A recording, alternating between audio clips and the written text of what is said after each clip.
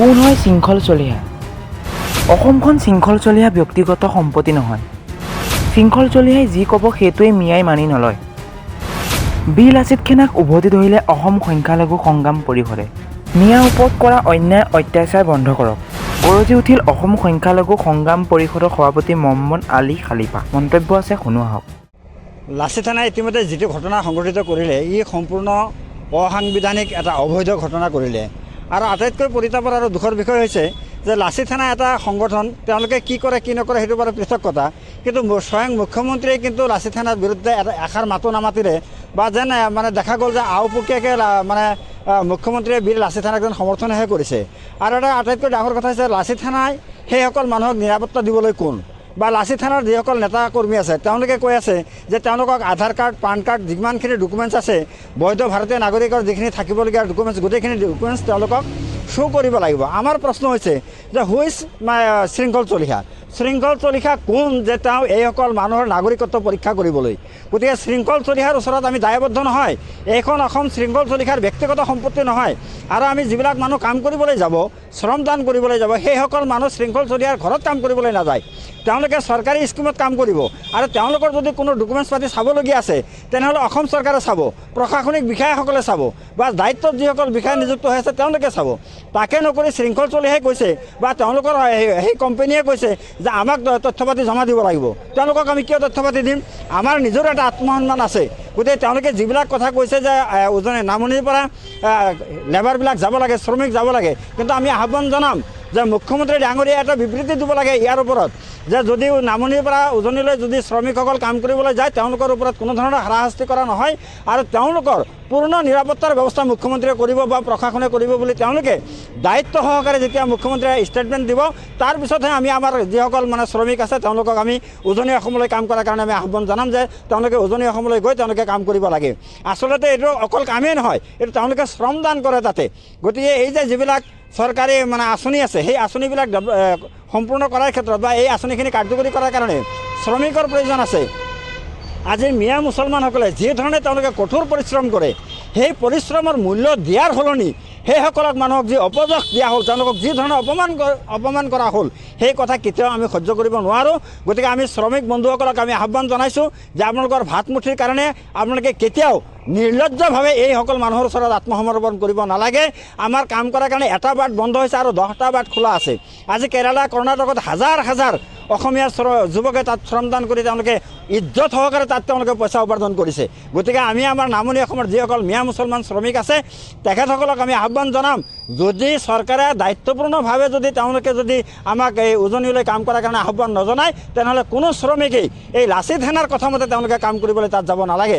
আৰু যদি কোনোবা মানুহে যদি সংখ্যালঘু সংগঠনসমূহৰ বাধা নেওচি তাত যদি কাম কৰিবলৈ যায়, তেওঁলোকৰ লগত যদি কোনো ধৰণৰ অপ্ৰীতিকৰ পৰিস্থিতিৰ সৃষ্টি হয়, তাৰ কাৰণে কোনো সংখ্যালঘু সংগঠন দায়ী নহ'ব। এই কথাটো মই স্পষ্ট আকাৰে কৈছোঁ।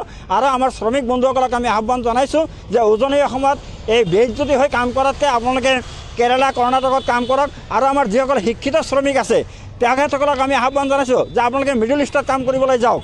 ইয়াত এজন ভাল অফিচাৰে যি দৰমহা পায়, মিডল ইষ্টত কাম কৰিলে এজন শ্ৰমিকে তাতকৈ বেছি পৰিমাণে তাত মানে পইচা উপাৰ্জন কৰিব পাৰে।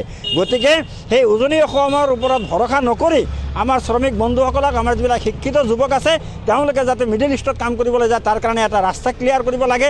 আজি হোজাইৰ বহু যুৱক মিডল ইষ্টত কাম কৰি আছে বা বাংলাদেশৰ আমি দেখা পাইছোঁ যে বাংলাদেশৰ বহু সংখ্যক যুৱক মিডল ইষ্টত কাম কৰি আজি বাংলাদেশৰ অৰ্থনীতি টনকিয়াল কৰিছে।